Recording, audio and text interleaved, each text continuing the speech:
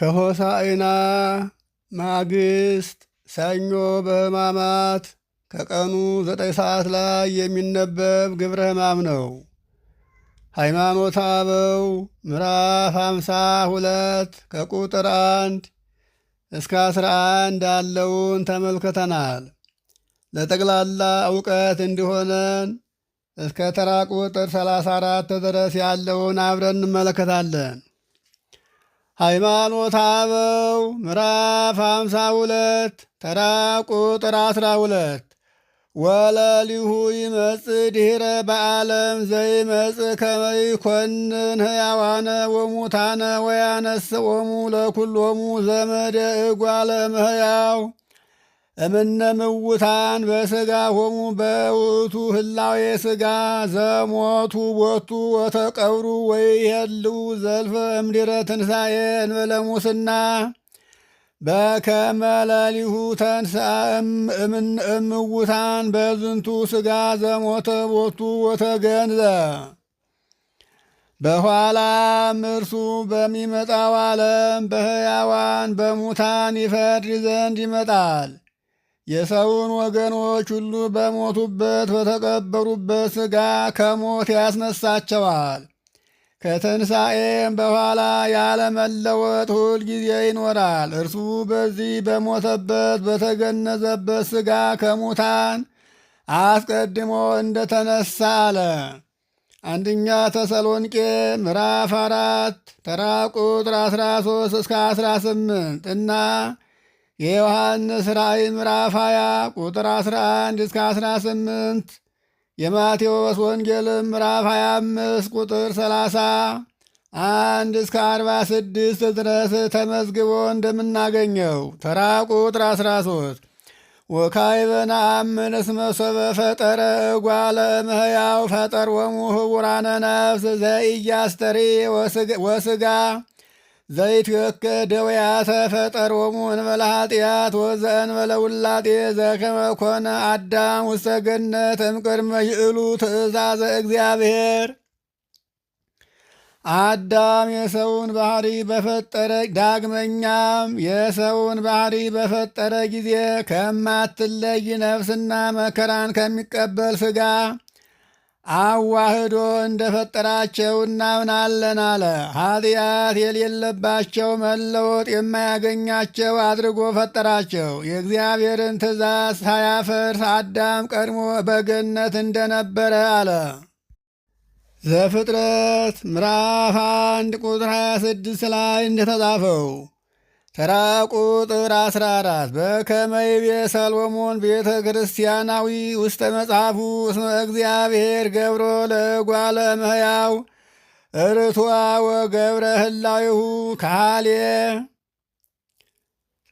የምእመን ወገን ሰሎሞን እግዚአብሔር ሰውን አዋቂ አድርጎ ባሕሪውንም ሁሉን የሚችል አድርጎ ፈጠረው ብሎ እንደተናገረ መጽሐፈ ጥበብ ምዕራፍ 2 ቁጥር 23 ላይ እንደተጻፈው ተራ ቁጥር 15 ይብል ዘንተ ከመ ቦቱ ስልጣን በርእሱ ባሕቲቱ ይክል ያቅም ትሩፋተ በጻማ እንዘይመርዎ አሰረ ረድኤት ወጸጋ መሃበ እግዚአብሔር።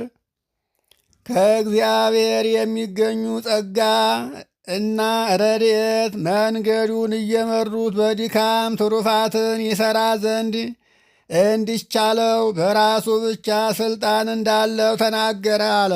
ተራ ቁጥር 16 አኮ ውእቱ የተወክፈ አኮ ውእቱ ኢተወካፊ እከይ ወዳእሙ አኮ በግብረ አላ በህሊና እንተ ተታከይ።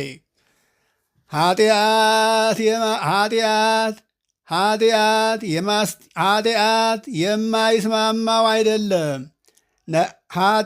የማይስማማው አይደለም። ነገር ግን በግደታ አይደለም፣ ትሩፋትን ቸል በምትል ህሊና ነው እንጂ አለ። ተራ ቁጥር 17 ወለእመ ኢኮነ መኑሂ እንበለ ኃጢአት አኮ ውእቱ ህላዌ ዘይትየለጥ ለተወክፎ እከይ በከመ ጊዜ በከመ ንቤ ቅድመ ወኢይደሉ ትትወለቁ ኃጢአት ሀበ ህላዌ አላ ሀበ ህሊና ማንም ማን ኃጢአት የሌለበት ባይሆን ኃጢአትን ለመስራት ባህርይ የሚለወጥ አይደለም አለ። አስቀድመን እንደተናገርን ኃጢአት የህሊና እንጂ የባህሪ ናት ልትባል አይገባምና። ተራ ቁጥር 18 ወይት ካል ያሉ ሰብን በላ ኃጢአት ወፈድፋደሰን ተተከውነ ምህሊና እስመ ህሊና ሰብ ይትወላወል እም ጊዜ ልደቱ እስከ ዕለተ ሞቱ። የሰው ልጅ ያለ ኃጢአት ሊኖር አይችልም። ይልቁንም ከሐሌው ኃጢአት የሚነጻ የለምና የሰው ህሊና ከተወለደበት ቀን ጀምሮ እስከሚሞትበት ቀን ድረስ ሲወጣ ሲወርድ ይኖራልና አለ።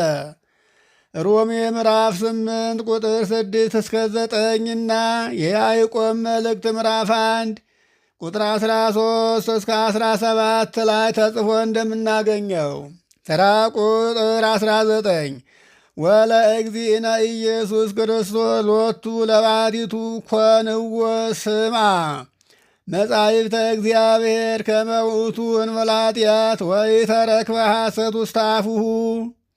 ለጌታችን ለኢየሱስ ክርስቶስ ግን ለእርሱ ብቻ ኃጢአት የሌለበት እንደሆነ በነገሩ ሐሰት እንዳልተገኘበት እግዚአብሔር ያጻፋቸው መጻሕፍት መሰከሩለት አለ። ኢሳይያስ ምዕራፍ 53 ቁጥር 9 የዮሐንስ ወንጌል ምዕራፍ 8 ቁጥር 46 ላይና ሁለተኛ ቆሮንቶስ ምዕራፍ 5 ቁጥር 21 እና አንደኛ ጴጥሮስ ምዕራፍ 2 ቁጥር 22 ላይ ተጽፎ እንደምናገኘው ተራ ቁጥር 20 ወለሰብእስተ በተጠናቅቆ ወበጻይቅ ወበጻማ ይደልወ ያቅም ትሩፋተ በረድኤተ እግዚአብሔር ወኩሉ ዘያብን ምስሌነ በዝንቱ ሃይማኖት ዘጸሐፍነ ሱታፌነ ውእቱ ወዘሰ ኢያሃብር ምስሌነ ወያውስ ካልአም ዘጸሐፍነ ፍሉጥ ውእቱም ሱታፌነ። ሰው ግን ተጠንቅቆ ተግቶ ደክሞ በእግዚአብሔር አጋዥነት ትሩፋትን ይሠራ ዘንድ ይገባዋል። በዚህ እኛ በተናገርነው ሃይማኖት ከእኛ ጋር የማይተባበር በተናገርነውም ሌላ ሃይማኖት የሚናገር ግን ከእኛ አንድነት የተለየ የተወገዘ ይሁን አለ።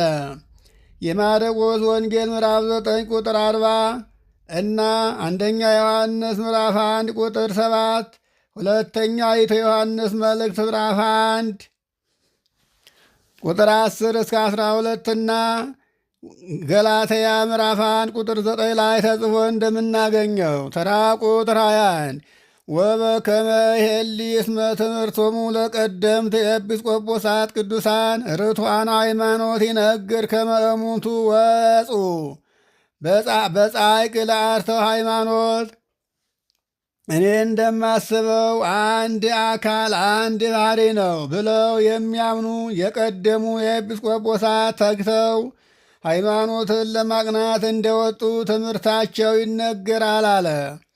ተራ ቁጥር 22 ወንለቡ ነገር ወሙ ከንቶ ለአላውያን ዘይሃውቅ ጥቀ ዲቀተ አብየ ወሃፍረተ ወሐሳረ ወመተርዎሙ ለኩሎሙ በአቲ ጊዜ በትእዛዘ ጽድቅ ጽኑ ዲቀትን ኀፍረትን ውርደትን አብዝቶ የሚያመጣ የመናፍቃንን ከንቱ ነገራቸውን እናውቃለን አለ። ሁሉንም በወንጌል ትእዛዝ በአንድ ጊዜ አውግዘው ለዩአቸው አለ። የማቴዎስ ወንጌል ምዕራፍ 18 ቁጥር 17 እስከ 20 እና አንደኛ ቆሮንቶስ ምዕራፍ 5 ቁጥር 4 እስከ 6 ድረስ ተጽፎ እንደምናገኘው ተራ ቁጥር 23 ወረሳት ውእቱ ከመ ይትበሃል እስመ እግዚአብሔር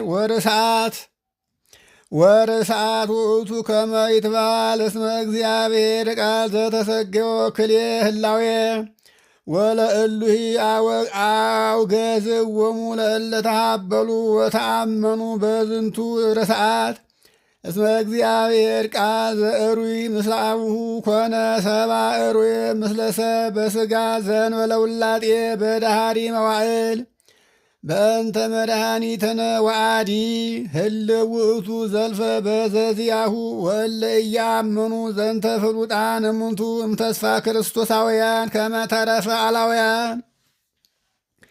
ሰው የሆነ እግዚአብሔር ቃል ሁለት ባሕርይ ይባል ዘንድ ክህደት ነው፣ ድፍረትም ነው። በዚህ ክህደት ያመኑትንም አውግዘው ለዩአቸው።